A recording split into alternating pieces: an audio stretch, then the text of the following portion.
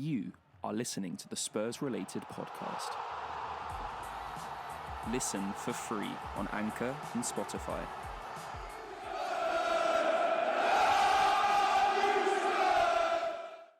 Hello guys, welcome to the Spurs-Related Podcast. And as usual, I'm joined by my co-host Joseph McBride, who's to the left of me. And as always, we are joined by another special guest today. I'm very proud to be saying we've got George Achillea on, Spurs YouTuber.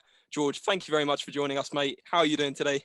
No, thank you for having me. I'm doing well as I can be after that disastrous final. But yeah, I'm all right, guys. How are you? Yeah, we're all good. We're all good. I'm sure we've got a lot to talk about that final. And Joe, how are you doing, mate?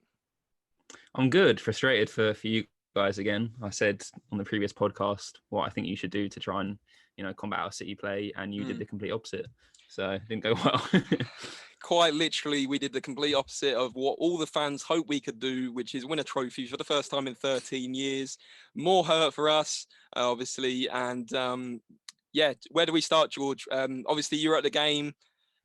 Summarise how it went for us very, very briefly. Obviously, you could go on for days, but...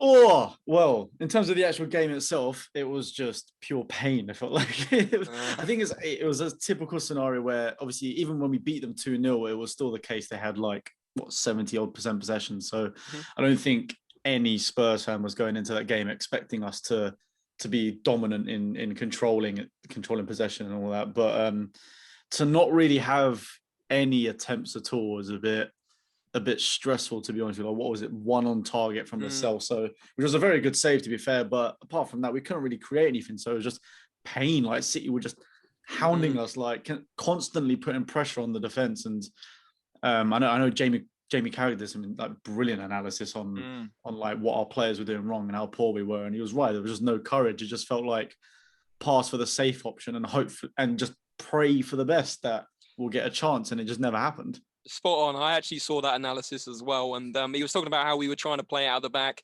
Harry Winks, the most backwards player ever, kept playing it backwards, sideways. No one wanted to take the ball in midfield with Højbjerg and Winks. It kept going to the fullbacks. Aurier and Reguilon had probably the 2 worst performances we could have ever imagined, especially Reguilon, by the way. He got absolutely skinned by Mahrez every single time. Yep. Which was very frustrating. But George, what do you think the main thing, and again, we could go on forever, but what do you think the main thing in that final was, going with the Jamie Carragher analysis, of course, what do you think was the most frustrating bit for you? For me, I think it was to do with the players for one, we started with, and then also the substitutes as well, because pretty much everything that Jamie Carragher said, which was all spot on, potentially would have been stopped by starting Ndombele, who has been playing for us for months now, even under Mourinho, and Winks has only played maybe 2-3 times this season. And when Jamie Carragher was saying that we needed someone that had courage to be able to drive the ball forward, that is pretty much all Ndombele does. If you've got the ball to his feet, he is an incredible footballer and can glide past people. And he's done it against City multiple times. He did it for Lyon against them as well. So to not even give him a single minute, in my opinion, I thought was criminal, because he genuinely feels like the only midfielder we have in our squad right now that could actually be able to carry the ball forward and 100%. Through Man City's team. And as well as that, not starting Bale, I thought was a bit of a shocker, because for one, he obviously scored midweek, so he's obviously feeling well, even though I actually didn't even think he played that well at the beginning of that game against Southampton, but he's still got the goal, and he's like Son in the sense that, and Kane, where these players, they might not play well, but they've got such high quality, they can pop up with a goal from out of nowhere. And let's be honest, Gareth Bale, I mean, he's won Real Madrid Champions Leagues and Copa del Rey by himself. Absolutely. With incredible solo games, and has won countless number of trophies compared to the rest of our squad. So I think not starting those two was criminal for me, to be honest with you. And 100%. It kind of just set us up to fail. 100% agree. And like you said, he's a final man, Bale. The Champions League final, sorry, Joe, to mention it, against Liverpool. He won them that game. And obviously, and right the year after. Yeah. I knew that was coming. The Copa del Rey as well, like that one where he went down the line. There's been so many moments. My favourite goal of his. Like you said. Yeah. And the Tanguy thing as well, is criminal, because like we were saying, when Carragher was analysing it, getting the ball, Tanguy was one of those players you can trust on the ball to go forward. Yeah. I mean, it's making me mad thinking about it. It's all boiling up again. Yeah. But no, Joe, going on from what me and George have said there, what do you think that was the standout thing other than, the lack of, hitting the ground running? We didn't even get off the ground, like we were saying. No. You just didn't, from like the first 5 minutes, it didn't look like you believed you could even win the game. Like everyone out there was just so timid, and you were kind of just defending and kind of hoping for a miracle at some point. You didn't take the game to them. It's a one-off game. Like, you could get punished for going for it and even so exposed, but the way you were playing, it was just inevitable. It was going to happen anyway. So you've got to try. And I said on the podcast before, you've got to press the high defensive line, try and win the ball back from a sloppy pass, place on over the top. It's exactly what you did in the Champions League, and it was brilliant. And you literally had Chelsea's case study. They did it with Werner, and then they did a deadly counter-attack, and he squared it to Ziyech. But it just was so weird how you set up. It just didn't make any sense to me. I wanted you to win, but I mean, Kane didn't even have a shot on target. I think it was Lascelles that had the only chance. And it was because it was just after the second half, as far as I'm aware. And it was because, they hadn't quite set up properly. You caught them when they were off guard, had a decent shot, good save. And that was about it. There was the one chance where Højbjerg and Reguilon got in a bit of a tangle. That was such a shame. That was frustrating, yeah. Such a good position. And then it was a poor pass. It wasn't good from Reguilon. It was just a calamity, basically. Yeah. I don't think Winks starting was the worst idea, like on paper beforehand. I think he just wanted a bit of solidity, because Ndombele can be sometimes lazy in the midfield, but for what you needed, like turning and going at him, is exactly what he would have done. And also, not starting Bale with the experience was a weird one. So I completely agree. It was a shame to see, and the fact that after all of that defending, it was a really poor set piece you gave away. Like, it was just a shame. I think like the whole, like, I think I understood why Mason was starting Winks, because I get that he was probably thinking we needed someone that can potentially control possession in the midfield, because that's what Winks is there for, really. He's going to pass it left, right, back. He's one where you kind of want a bit more solidity. But like you said, like after maybe 25 minutes, 30 minutes, even at half time, something like that, you can clearly see we just weren't controlling the ball at all. So then it just felt totally redundant having him on. So it's like, all right, we tried to have him on to try and control it. Clearly didn't work. Now bring on the more expressive Exactly. player. That's what I was about to say. He didn't do that at all. Instead, he brought on Sissoko for Lo Celso. So our midfield was Højbjerg, Winks, Sissoko. Unbelievable. What is that? Like you've said there, like if you knew it wasn't working from 20, 30 minutes, at least at half time, make the change. Yeah. Like not even 60 minutes, not 70 minutes. It's too late at that point. And we should have been 1-0 down, 2-0 down, maybe even 3-0 down before that, as we know. And the other thing from what Joe said there is Wink, like you said, Wink starting wasn't massively the problem. It's it's Mason's inexperience. You've got to make those changes. Yeah. And I don't think, and another thing personally, I don't think Lucas should have been taken off, because Lucas was our best player on the pitch. Lucas was the one that was making those runs, getting the yellow cards for the opposition. And we know that maybe Laporte should have been sent off, but we could talk about that in another subject. But the fact then Aurier gave away that sloppy set piece, the defending, and the two shots we had, like we said, we should have had more shots with the Reguilon miss up. But the other shot was Toby Alderweireld from outside the area. I mean, why are we just the fact that Toby Alderweireld had more shots than Harry Kane and Son put together says a lot, doesn't it, really? And see, this is the thing as well with the whole, and it's a whole massive topic about, was sacking Mourinho the right thing to do? And it's all hindsight, really. But everyone beforehand was saying, all right, you've got the new you've got a different manager. It's now a chance to be kind of free and a bit and kind of relieve pressure.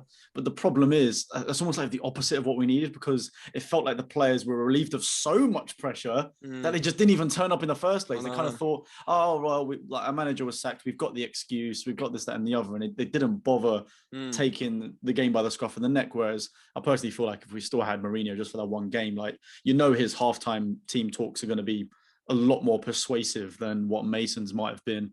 And then also just on that, for me, like I think it's right for Mourinho to go, especially at that time. But for me, sorry, not at the time, but I think it was right for Mourinho to go this season. But the timing of it was horrendous. 100%. I think you either had to sack him after we got knocked out of the Europa League, because that was obviously totally embarrassing, one of the worst defeats we've ever had. It was in this modern era anyway. And then get the new manager in to set him up this whole time for the final, or you give Mourinho to the final. If we lost anyway, you sack him the next morning. you haven't lost anything. Absolutely. Whereas sacking him 6 days before the final, the one that he got us there to, and is the only man that's beaten Pep in the last 6 years in the League Cup. Yeah, unbelievable. It makes no sense to me personally. And it's just like, why would you risk losing that? And then even if you heard Kane's interview for Sky Sports, he was like, oh, I found out 5 minutes before it was announced. And he said all of the recent preparations in the recent weeks were for the final. Unbelievable. But then that was totally scrapped for Mason's preparation in 6 days, which is never going to work. It's not enough. You need weeks. It's horrendous. Yeah, horrendous timing. All because he wanted to save a bit of money in our league position. That's what I was going to say. So obviously there was rumours going round that if we finished higher up in the league, we'd have had to pay Mourinho more to be sacked. If we won the League Cup, we would have to pay more to be sacked. So Levy and ENIC, and this is what we were talking about last week as well, George, is there was obviously these rumours that came out throughout the week, but the other thing was the fact that we've sacked him at this stage. Was it to deter media attention away from the Super League? You got all these things going on that could be factors, and a lot of it's probably money, as we know. ENIC and Levy, a lot of fans want him out, and that's another talking point. But like you said, it's just the timing. 6 days before a final where we can win something for the first time in 13, 14 years. The 6 games before the Premier League end, like personally, I wasn't Mourinho in or Mourinho out. I was on the border. I was getting towards Mourinho out. But the thing is, you wait till the end of the season. You wait till the end of the season. Yeah. Then you get the manager. Then you get the players. Then you sort the board out or whatever you've got to do, and make sure you hit the ground running the next season. Not 6. I'm getting too annoyed talking about it, but you get the point. Like, yeah, I mean, I'm sure you agree. Joe, what were your thoughts on everything that's happened with Mourinho? Timing just didn't make sense. As George said, only manager to beat Pep in a final in, I think, 13 attempts is ridiculous as record. Yeah. And it was just the money side of it, aside. I don't know if you've sacked him, maybe even thinking, I've got the bag coming in from the Super League, so we can afford to do it. But also, it's just, if there was tensions there, would it be Levy's intention maybe to, just before the final? He's got that record where he wins at every club. Just get rid of him and just tarnish it. Is it like a personal thing? I don't know. It just doesn't make any sense. It could definitely be an ego thing. Like you said, there's literally so many factors. But I think it's a combination of all, really. Super League, money, and ego. Because, there's been a lot of rumours, like you said, that they were having a lot of disagreements regarding the finals and team selections and all sorts. So unbelievable. Just a mess. Really. And the thing is, things won't get better before they probably get worse, because we're gonna have the board. We got a march planned on the 15th of May where everyone's gonna turn up at the stadium. I'm sure you might go, George. There's all sorts going on, and what better way to have a bit more of a positive note to say, George, how, other than the result, obviously, like I said before the call, what was it like being back at a new stadium for those looking forward to being back at new stadium? Oh, honestly, it felt great. Even with that, I was quite reluctant beforehand in terms of the numbers, because when you hear there's only 2,000 Spurs fans going, you kind of think, okay, in a massive stadium like Wembley, how do you generate the noise? Is it going to be the same? How strict is like the social distancing in terms of interacting with the fans? But no, I was actually like really pleasantly surprised. I think being deprived of it for over a year, it just felt amazing just to be around kind of like family, really. Just everyone just chanting the whole game, standing up the whole game. But especially when like Bale and Dele were like warming up right in front of us, like it just felt so good, kind of seeing them, because obviously like that's what everyone wanted to see, right? It was Bale in person, like in a Spurs shirt. Yeah, it might be the only time. We probably will be. Exactly. If we don't like extend the loan or whatever, then we might not see that. So I'm very, very, very grateful I got to see him in a Spurs shirt, like in person. Absolutely. So yeah, I think the atmosphere was great. I think it was just a typical, like, everyone was just buzzing beforehand. Like, I did a vlog for it, and everyone in my family was just like, yeah, we're going to win 4-0, this, that, and the other. Like, this is a typical, like, day when you're out with family and friends and you're having a few beers. You kind of just, get overly confident. And, yeah, I think that's what everyone's kind of needed recently since, being locked away at home, not really had much to do. Watching on TV can only give you, like, so much joy. Well, none in our case if we keep losing. So, honestly, like it just felt great to be there. So even despite the loss, you still had something. You still had the joy of like the few hours building up to it. So yeah, can't wait to hopefully make it a weekly thing again.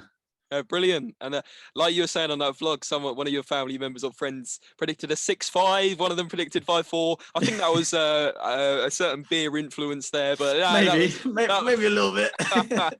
No, it's brilliant. I love that. And like you said, you're very fortunate to have gone. And obviously the result was a bit annoying, but like genuinely, when I was starting to watch it on the telly, you could hear the "Come on, you Spurs" chants. So although it was only a couple of thousand, like you said, it did make a small difference. So it was brilliant.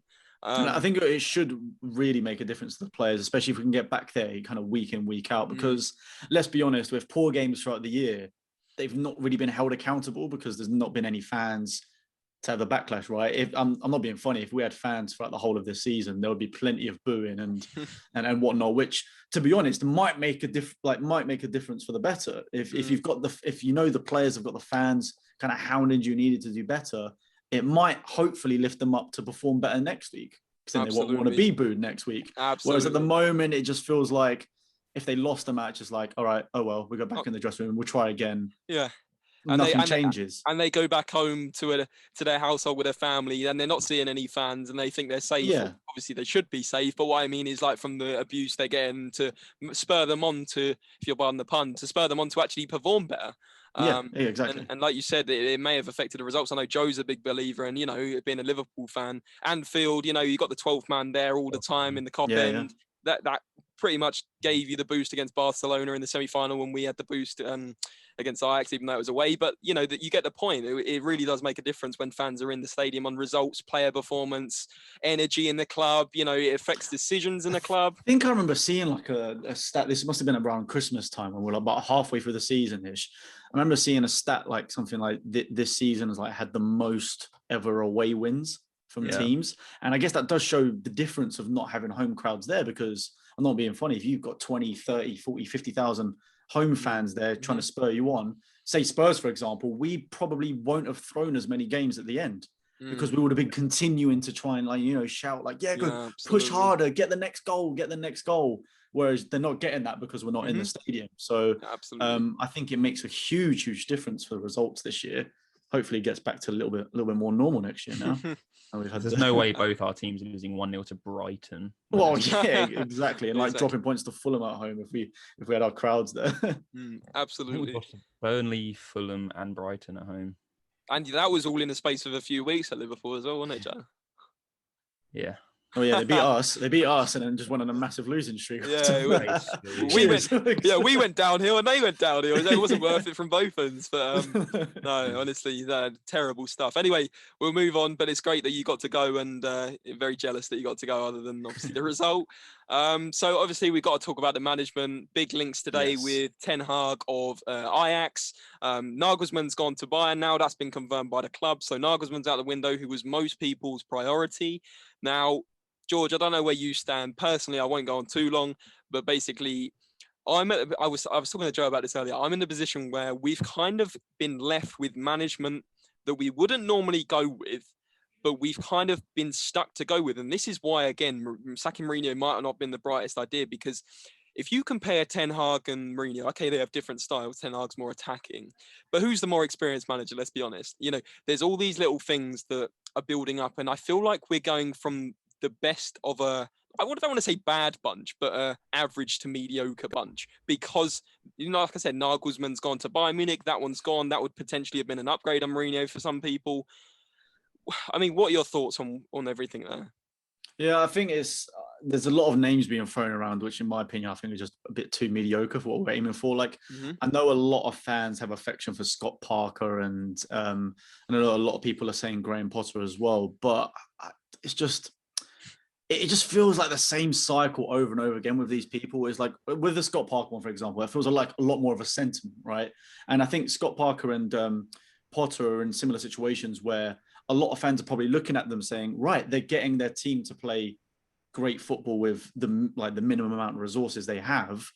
But let's be honest, that doesn't necessarily directly translate to them making top players world-class players or making us a world-class team. It's a completely different task, like you said. Yeah, exactly. And I think a good example of this was Eddie Howe as well, when we were looking at him to potentially be Pochettino's replacement.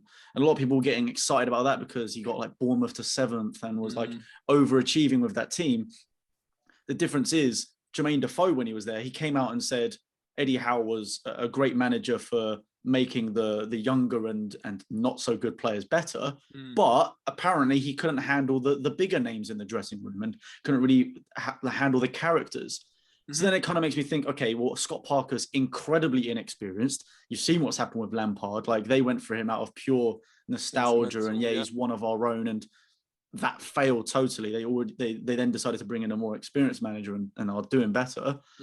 And Graham Potter as well, it's just a similar thing of he's making Brighton play great football, but they're still not winning games. And I know a lot of people might put that down to individual players, but they do have the likes of Maupay who have shown brilliance before to get goals.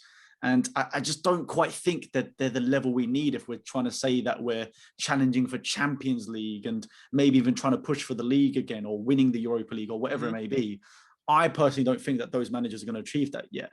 I think Scott Parker might be a great manager in the future, but I think it's way too soon for him to take the Spurs job.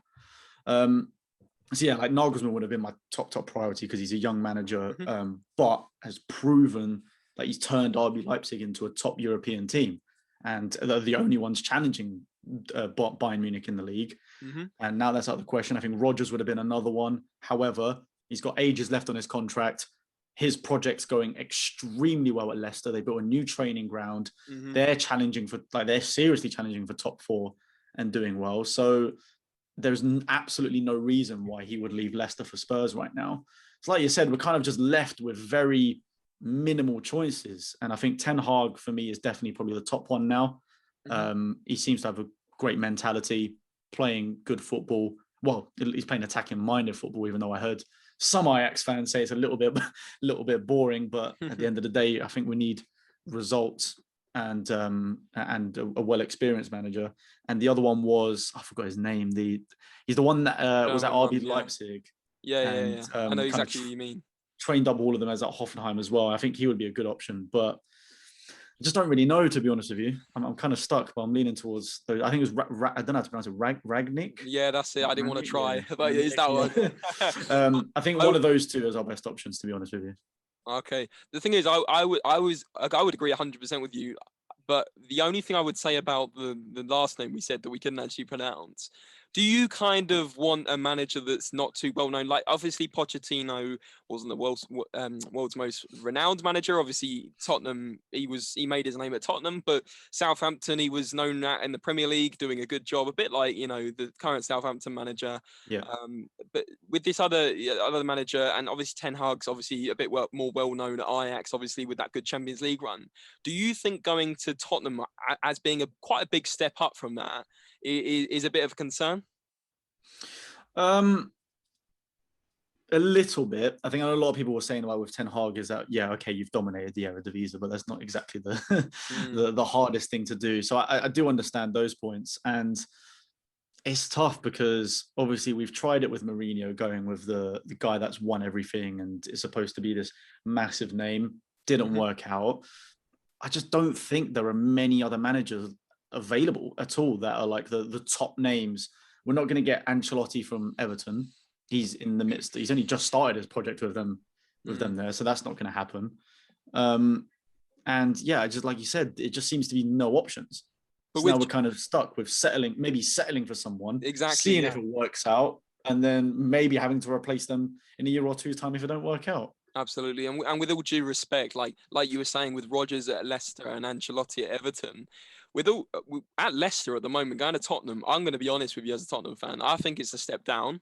And I also think Everton's probably a sideways move going to Tottenham at the moment. Yes, we may have more money than both of those clubs, but actually both, especially Leicester, are performing much better than us at the moment in the Premier League.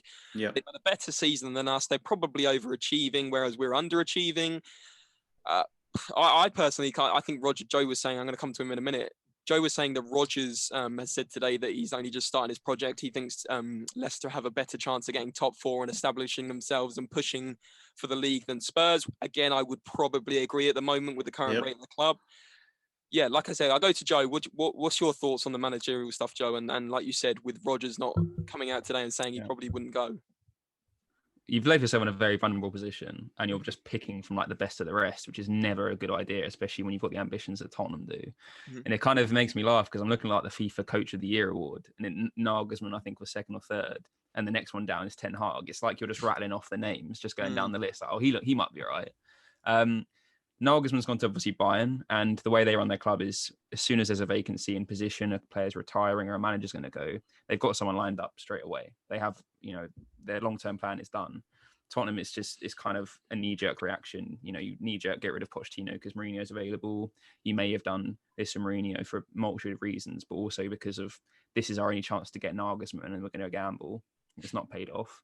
And Ten Hag, I don't know, it's just, he's only been a coach for, I think, 9 years, but only 6 of those have been at a senior club. I think it was like Utrecht. I don't know how you pronounce it.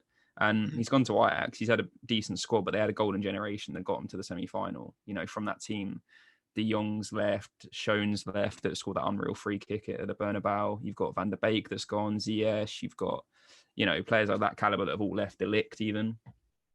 And as George said, the Eredivisie and the competitions in Holland isn't exactly, too glorious. So I think it's going to be a big step. And he's gone from, they sell all their players and they have an amazing recruitment team.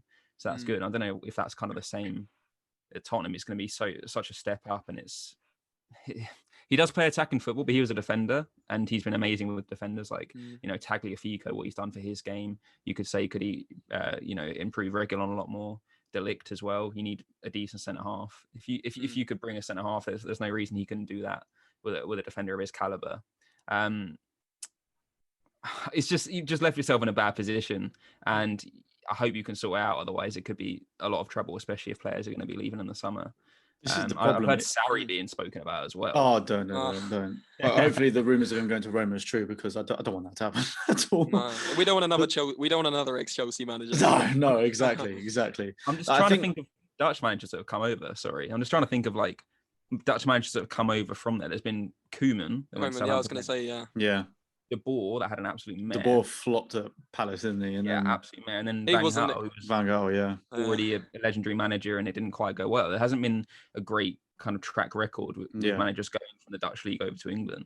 Not even with our players. Like, we've got Janssen was like top scorer over there. Was the worst player I think we've ever signed. Steven Bergwijn. Bergwijn's not turned out to be that great. I mean, you look at Donny van der Beek to Netherlands, to Man U, who I think is a great player, but not been given the chance, and no one actually knows if he's done well or not. So absolutely. I think for me, there's the problem. It's not just the manager though. There is like so many layers at the moment. It's the fact that Levy's too involved when it comes to transfers. Like, he has the final say. I can never remember if it was like AVB or Redknapp or whichever one. He was like, I want Cahill and someone else, and then we end up with like Ryan Nelson and Sahar. Like, we just end up with like just these B-Tech versions of these players. And it's just, and he's always having the final say because it's his money that he's like saying, yeah, well, I would rather get the 20 million cheaper option, one that I can sell for a profit in the future, than spending the 60 million on the world-class player at the time. Absolutely. It's the next level. It's a bit like going into your local Tesco and you're comparing like the sweets, and you've got like the nice, Haribos, and you go for the Tesco own ones. They're not quite as good, but they can sometimes do a job. But that's how I see it anyway, from a normal point of view. Obviously, these money mad, owners, that is their pick. They go for the cheap option and gamble on they're going to be a good prospect, a bit like an Eriksen really, and he turns out world class. Or you've got someone that that goes out and gets the Pogbas, the Mbappes, the really expensive players. And unfortunately, it's our transfer until we get like a proper director of football or like sort our transfer policy out. Nothing's going to change, because if you just look at the recent like last year and a half, let's say, of our transfers, the fact that we could have got Bruno Fernandes. They wanted, what was it, like an extra 8 million, I'm pretty sure. Don't. We said no. We ended up getting Gio Lo Celso instead that summer. Same with Dybala. They wanted, I think it was like 15 to 20 mil, was obviously for like the image right situation. We said, no, that's too much. Didn't sign anyone as another option for him. And yet in the January windows, or maybe it was the summer, I think the summer for a couple of them, we would sign Brian Sessegnon for like 25, 30 mil, Jack Clark for 11 million. And it all if you're going way back, you spend 30 mil on Moussa Sissoko on a deadline day panic move. And it just feels like why aren't they putting their energy for this extra like 8, 10, 15 mil to get these world-class players, especially after the Champions League run? If you then go and sign Bruno Fernandes and Dybala as replacements for Eriksen and then maybe a falling Dele Alli, that's big intent. That's like saying we're trying to reach the next level. Spot on, yeah. Yet we kind of settled for the slightly cheaper options, could maybe do the job, but reality is they haven't done it. And that's where we're going to end up. Like, that's why I feel sorry for whatever manager comes in. Because like you said, as much as Ten Hag can maybe turn a defender good, are we going to buy the top defender to work the way he wants to play? Are we going to buy these players that play to his style? Because I know that a lot of people said, oh, Mourinho said in his conference, oh, I'm happy with our transfer dealings. Well, I'm not being funny. You've just signed for the club. You're not going to say, oh, I'm not happy with the owner bringing in 7 or 8 players. He's going to say something positive. But most of them weren't actually his signings. Absolutely. He would put a list. Levy would go out and get them. Bale was definitely a Levy move to try and sell shirts. We're kind of lucky that we got Reguilon kind of with that deal. Doherty flopped. Like there's just the Mourinho himself says he wants Diaz or Skriniar, and we didn't get any of them. Look at both of them shining. Inter Milan going to win the Serie A, and Man City going to win the Premier League, maybe even Champions League. Already won the League Cup. And there's already, yeah. Like you said, there's already been a couple of things, rumours that Mourinho has said that, he wasn't happy about Spurs and he didn't get what he wanted. And I'm sure we're going to hear later down the line a certain few things, maybe when he's on, Monday Night Football. I'm sure he won't say too much because of his contract, but there will be digs. That's how Mourinho is. And there will be some sour interviews, I'm sure. And I'm actually probably going to be happy to hear it because let's be honest, at the moment there's a lot of Mourinho out, get him out of our club, etc. Well, actually, we're going to see in the next few months if that was the right decision, number one. And number two, this board isn't going to change unless they literally resign. So an interesting few months to be a Tottenham fan. And Joe, yourself, probably going to be more interesting from a neutral, laughing at it all. But you know what? I've got nothing to celebrate at the moment, to be honest. So it's a nightmare. Right, we're going to move on to the Q&A now, guys. And as always, we ask the Spurs-related followers to ask us some questions for George and ourselves. George, are you ready? I'm ready. Awesome stuff. We got the questions here. I'm going to start off straight away, George. At Kieran Evans asks, best away day? God, there's only one. There's only one best away day. I thought it was... that Ajax semi-final was probably one of the best days of my life. Just because the whole story was just ridiculously magical. Like it was crazy. That whole roller coaster was it was just a roller coaster. Like that was Ten Hag's Ajax. Nearly done us over there, but Lucas prevailed. No, I think that was for any away game. I think that one. If I was to think of like maybe just Premier League, maybe the Stamford Bridge win. Okay, a couple years ago, that was great. Obviously, because I mean that meant a lot considering it was like 20 odd years since we last won there or so, and the goals themselves were amazing. So I think that was a great day out when it comes to away days. But the semi-final trip was nuts because I drove there as well. Oh wow! Drove there, obviously had the match. Celebrate with everyone in the square, realized I had to do the video, edited the video until like 5:30 in the morning. Oh wow. Had to drive back at 6:30 in the morning, so I had like an hour, well not even an hour, probably like half an hour sleep. I had to get back to Euston for 2 so I can get the train to Manchester to go to the Football Blogging Awards that evening. Wow. What a roller coaster was the 2 days. So it was an insane 48 hours. Crazy. Well worth your time though. Worth it. Rewatch that video. It's got like 1.2 million views now. Yeah, so crazy. That was one of those shocking things because it just not slowly because it obviously had the big boost before, but it just kept on going and going and going. Still just gets views now, every week, and I'm like, when is this going to end? Brilliant stuff. A million view videos, madness. It was just the fact that at half time you and all the Spurs fans around you were like, oh, we've done it again, we're in trouble. And then literally no one expected us to do that. No one in the world. When it got to like we scored 1, we were like, okay, there's a tiny bit of hope. And we scored 2, we were like, surely not. And even when it got to like 90 plus 5, the moment that went for me was when I think it was a corner. And then like Vertonghen headed it onto the crossbar. You thought that was it? It was. Yes, I thought that was it. Yes. Like I thought that was it. I thought, we've missed that chance now. It's not happening. Done. And I think people, quite a lot of people actually left after that moment. So you imagine how people might have missed the last most second goal. famous European night, certainly in my lifetime. But I mean, Yeah. good few decades. My throat hurt watching your video. Like, it's kind of like that. The amount of voice cracks in one video, there should be like a counter or something. Unbelievable. I don't blame you, though. I mean, I was screaming around the living room and going absolutely nuts. So in Amsterdam, this 10 times, isn't it? Really? Yeah. No, amazing. So, pretty obvious answer there, but nice to know about the Chelsea one as well. The second question I've got is from @jhart_clarinet. Quite a cool surname, actually.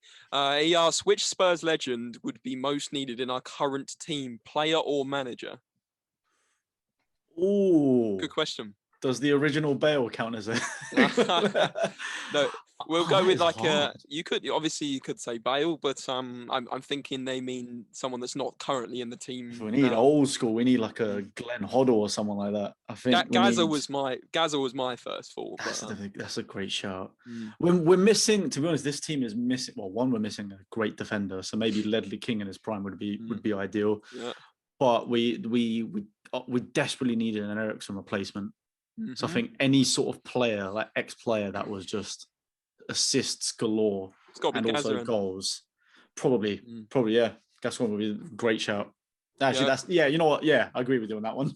We'll go with him. Joe, what would you say? Obviously, saying Spurs legend. I know you probably don't know all of them, but go on, mate. No, I was thinking Ledley King. As long as he's injury free, you need that defender. I think that'd be unreal. Not wrong.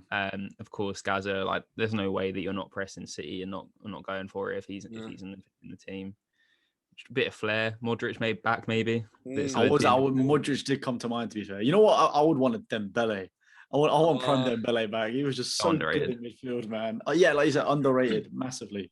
He was underrated by everyone but Spurs fans. Every Spurs fan that went and saw him in the flesh, like every time I watched him, even though the pundits weren't talking about him, I was just like, wow, like this guy is the heart of Tottenham. That's where like so good. People take stats too seriously and to the extreme. You're right. Watch them play, because let's be honest, Dembele was not there to get goals, get assists. He was literally there to carry the ball forward, and 100%. it kind of shows that every single player at Spurs that's trained with him and played with him, or even when you've got Harry Kane's son in the team, which they did, they all said Dembele is the best player. Because none of them could get the ball off of him. They couldn't touch it. Absolute ox, yeah. Absolute unit. But no one talks about him because he hasn't got goals or assists. So this is what I have a few mates that are Man United. I won't go on too much about this, but I would always have the debate of they're slightly different players, but Pogba and Dembele, when he was in his prime, you know those last seasons a while late. And I said, honestly, guys, watch a full 90 minutes of Moussa Dembele. I promise you, he is the mustard. Like, when we lose him, we will lose a big bit of our team. And they were going, oh no, Pogba, like, he's so glorified because of his haircut and everything else. What I mean is, like, genuinely, Moussa Dembele, in my opinion, is a better player than Paul Pogba. Paul Pogba, don't get me wrong, world-class player, he's had his ups and downs, but I don't know, Joe will appreciate it because he saw Moussa Dembele when I was hyping him up, and he even admitted he was unbelievable. Yeah. We watched him score his last ever goal. It was Tottenham Bournemouth, I believe. You remember that one, 4-0? Yeah. He scored. He was man of the match. He was couldn't tackle him for anything as normal. And I just said to Joe, like, now you appreciate it, don't you? And I think Joe will back me up. He did. Yeah. I appreciate him anyway. Like, compared to some people, like, I can actually see. So I knew he was decent. But it's kind of like James Milner as well, in a way, in the sense that no one ever rates him because, again, similar situation, not got the crazy haircuts, not got the necessarily a character, not got the goals or assists, yet not being funny. He could do any job in a team. Like, he's such a utility man. Right back, left back, centre mid, centre attacking mid, wherever you want. He was amazing. We went to Juventus and it was 2-2. You got so close to not 2-2. That was the first leg. What was the Juventus one? Was it 2-1? Yeah, so close. He was amazing in that one. It was a shame that they lost, but yeah, just such a force in that team, and yeah, a lot of Tottenham went when he went, I think. Absolutely. We'll go for the next one now. A bit of a comical one, George. So at Casper Hartwich asks, Carabao final key hangers and key rings, cool or stupid? I'll just say you'll never catch me with any of those on my keys. But the thing is, though, right? I remember seeing that like a tweet because obviously we put the merchandise up a couple months ago, or whenever we got past the semi-finals. Yeah, Brentford. And I remember everyone blasting us on Twitter because we had those like, oh, Carabao Cup finals.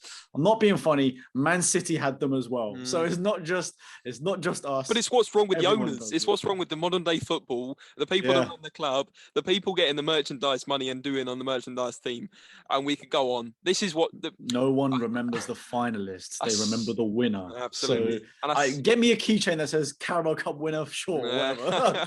I'll gladly have that, especially without a trophy for 13 years, but not runners up. It can live on your key ring for another 13 years before we win the next one. Or plus. You'll start fading. You won't be able to read what it says. They'll have 4 sponsors by the time we actually win it. Unbelievable. But no, obviously that's the answer. Joe, do you think they're ridiculous as well? It's just a mockery, to be honest. I'm not sure if it's naivety from the owners or whoever is on the commercial team, or whether it's just they're just care that little. It's like, yeah, that'll do. We can milk some money out of that. And no, it almost seems like a joke. It almost seems like it does. Yeah. And I didn't realise City had it, to be fair. But I thought when it was like finalists and they were glorifying it, it was almost as if the club didn't believe they were going to win, so they had to make the most out of the finalists. But what I don't understand is that like, what fans are buying them?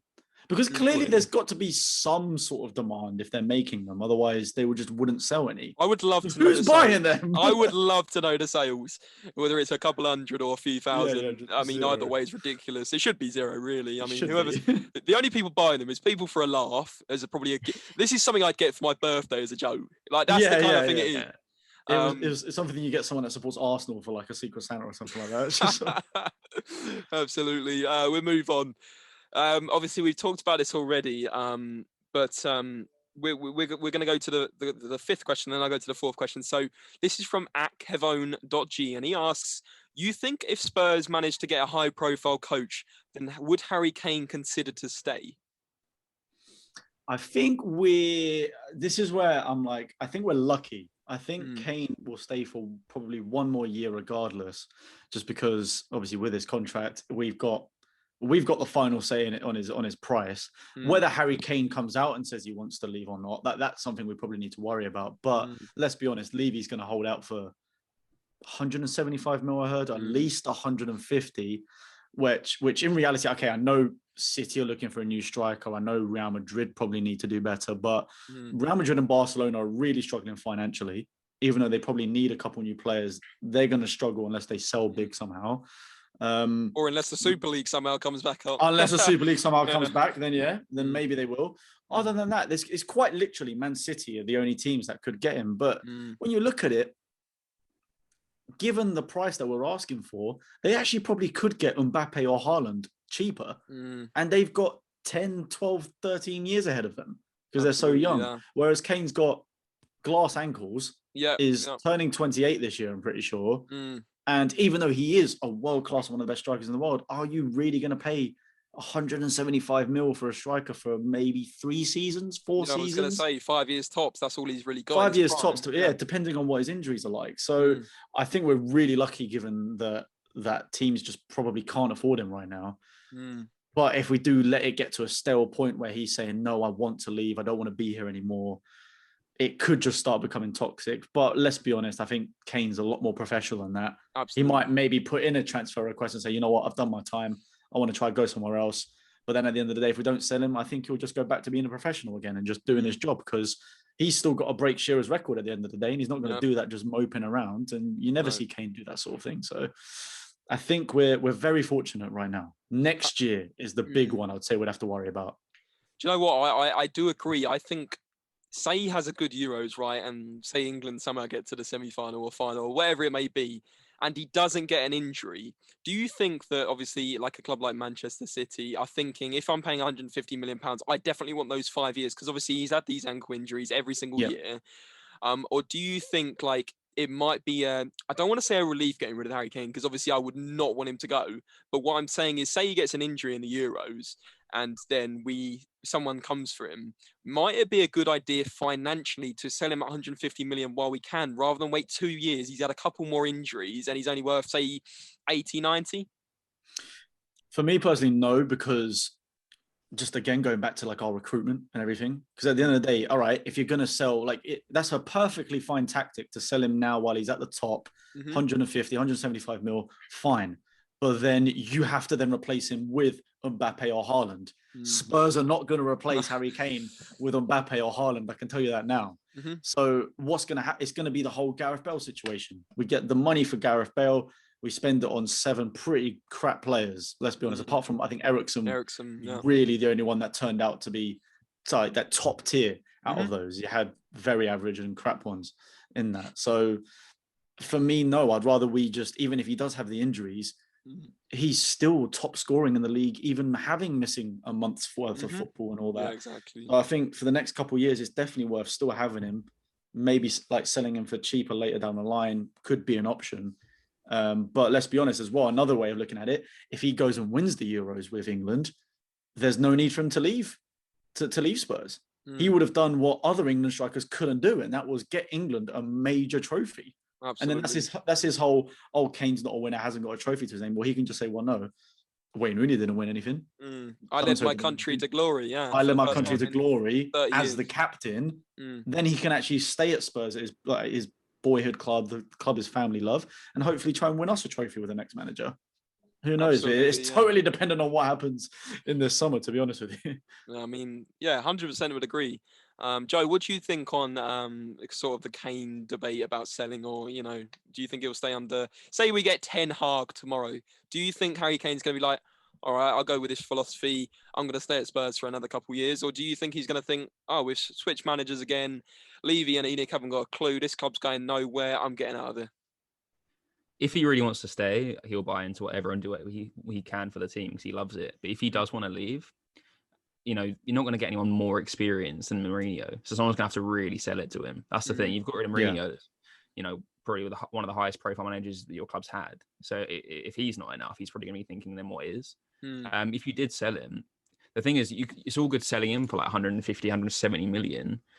Trying to replace him is going to be a task anyway. But every club in Europe knows that they've just sold Kane. They've just got these funds. So whoever they're going to go and try and buy, they're just going to lump a load of money on the price. Exactly. Extra, So you're damned if you do, you're damned if you don't. If you can keep hold of him, regardless of his declining transfer value, his value to the team is worth way more than that.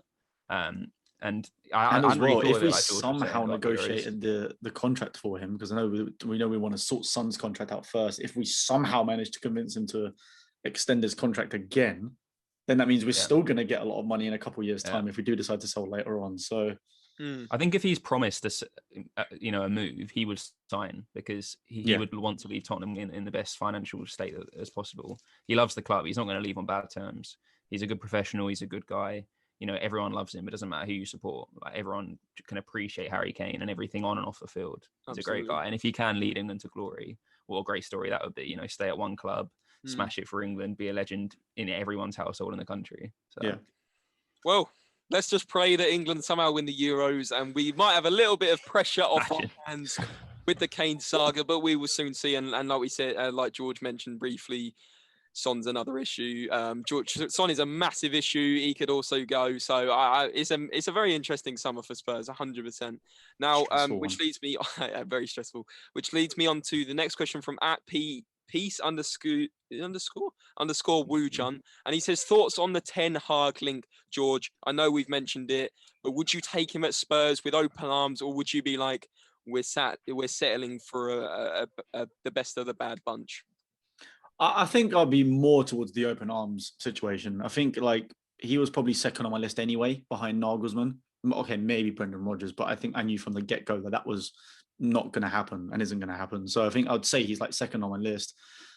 I've always admired Ajax and how they've played, and as well as that, they've got some good players in that team that we could maybe potentially poach from them if we're bringing the manager along. That was potentially one of the positives of trying to get Nagelsmann as well, is that you try and actually get Sabitzer done over the line, maybe get one of the defenders to come over too, because I know Konate's on his way to Liverpool. He's a player I love, but you still got Mukiele. Upamecano's going to Bayern Munich as well. They've got some good players you could try and get. So maybe it's a similar situation. I think is it Graven Birch? I don't know how to pronounce his name. He's like a central midfielder. Right? Midfielder? I think he's a midfielder. Yeah. I mean, I just heard a lot of good things about him. And if we can bring him to Spurs somehow ahead of everyone else. That's another positive for me. So yeah, I'd be more open to it, but it's just I'm not getting like crazily overexcited like I was at the thought of having Mourinho, like I was like, because that's obviously just a top level manager in terms of name and what he can bring to the club. Absolutely. It's just a case of, all right, we've got a manager. Now what are we going to give him? Are we going to give him the right players? 100%. The money. That's what I think is going to be the difference. Yeah. I'm going to throw in one more question I have for you, George. And obviously, like you said, you were quite at the end there. I was quite surprised, actually, because when Mourinho came in, I was mixed emotions. I was still absolutely gutted we got rid of Pochettino. I don't know if you were Poch out. I'm not too sure. But like I said, my question is, out of the last 2 or 3 Tottenham managers, Pochettino, Mourinho, and say we get Ten Hag, for you, who do you think still should be in charge, firstly? And secondly, who do you think was the best manager? Pochettino is my favourite manager at Spurs ever. And I wasn't necessarily Poch out like a lot of people were, in the sense that I know there were a lot of people like fully rioting for it, like, hey, he has to go. I wasn't anywhere near that level, but the standard that we were at, like, despite the Champions League run, if you looked at our league form, it was relegation worthy. Like, it was awful. And I think it was the right time for him to go, because the players just weren't buying into it whatsoever anymore. They were just fed up of the being overworked in training. And I think the Champions League was like the final hurdle, which they failed at. So then now everyone was just knackered after that. So I think he had to go, to be honest with you. I was dead excited with Mourinho just purely because it was the idea that it was the last chance to get this group of players a trophy. And there is no one I could have thought of at the time that would be a better option to get than the guy that's quite literally won something at every club, won the league at almost all of them. And I mean, coming second with Man United was an incredible achievement to the Centurions anyways. So at the time I was excited about it because it's a massive name as well. And it's like, it's not just about the way he plays or getting results. The name itself attracts top players. And that's where, if you're at the risk of not getting Champions League, well, at least you've got the name to still maybe try and bring people in. I think just what happened is it worked for a bit at the start of this season. I was gassed. I bought into the whole we're going to win the league when we were 3 weeks at the top. But we just didn't have the quality in the players in terms of defense, which is like crucial to a Mourinho team to succeed. But from everything, go on. Sorry. No, I was just saying, every team that succeeded for him in the past has had a great defender, a great centre back, and a great defense.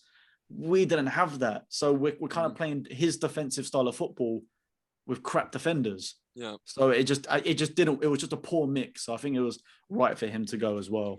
I thought the timing of him leaving was just wrong, though. It either had to be a few weeks ago or after the final. It leaves a bitter taste in my mouth, and I'm sure a lot of others. But from what you've just said there, obviously, like you said, Pochettino essentially lost the dressing room, and that's why we were in 16th or 17th when he left. But yeah, I completely get that. The domestic league was shocking. But do you not think that the attitude thing, again, now we're however many years down the line, 2, maybe 3 years down the line since Pochettino left now, do you not think it's the players, it's themselves, like the 100%. attitude problem, the quality isn't there with a lot of them? And at the end of the day, say Pochettino stayed till the end of that season, I very much doubt we'd have got relegated, but, you know, we would have had a mediocre season maybe in the league. Do you not think he should have been the one that used those funds in that summer and then moved us forward, and maybe we'd be in a different situation with Pochettino still? Oh, 100%, but it should have happened way earlier, though. Then again, it's the problems at the top and the recruitment, and the fact that he went 2 windows or 2, like, however long it was, without spending a single penny on a new player was actually criminal. Like, that shouldn't be the case. If you look at the greatest managers of all time, like, you've looked at Sir Alex Ferguson, even in his book and like his philosophy and stuff, he's like, well, for one, every year you have to bring in a top player to try and compete. But he was also effectively saying every 5 years, you need a complete refresh.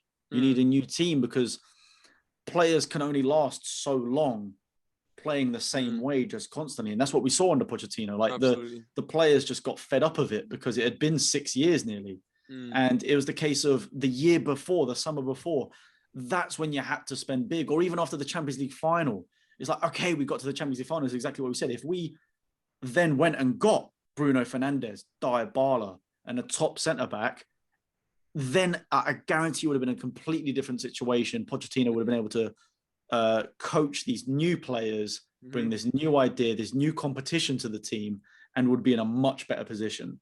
The problem is we left it too late. Levy was being cheap again, thinking, well, he's done a miraculous job so far. Let's just keep going with him, letting him do that. And it just fell apart and crumbled. 100%. And then what happened is Mourinho was left with the absolute pile of crap that was left behind because we didn't make it better. All right, yes, we then signed like Ndombele and tried to make it, sorry, that was before, but we tried to make a couple of signings, but I'm not being funny. Ndombele was supposed to be Dembele's replacement 6 months too late. Lo Celso was supposed to be Eriksen's replacement, but one, hasn't lived up to the hype, and two, with these sort of players, you need to sign them before you get rid of your players. Absolutely. Same with the centre-backs. We let Jan Vertonghen go, but we didn't replace him properly. We're always like reactionary. We're waiting for someone to flop and then replace them rather than bring them in early, let them get used to the structure, used to the team, and then they hit the ground running when it comes to the next season. So I think just the whole philosophy is wrong when it comes to our transfers and dealings that way, which is why it's so difficult for managers at our club. I agree. That's why we've got probably one of the most interesting summers ahead, because not only do we need a top manager, we need a lot of top players and to shift a lot of the deadwood as well. A lot of deadwood that have been there years. And I think to summarize that, I couldn't have said it much better myself, but the next podcast is probably going to be talking about Guess Who, Levy and Enoch. So we'll leave that for the next podcast. But George, thank you so much for joining us. Thank you for having me. We really appreciate your time today. And guys, make sure, if you haven't already, go and follow all of George's social medias and of course his YouTube. Links will be in the description. And thank you very much again, George. No, thank you guys. Joe, same time again next week, mate, and I'm sure we'll have another brilliant guest on to talk everything and get frustrated about Spurs again. So same time for it. Same time again next week. Make sure you use all the descriptions, links, and guys, you've been listening to the Spurs Related Podcast. Take care of yourselves, and we'll see you next week. All the best. Bye bye.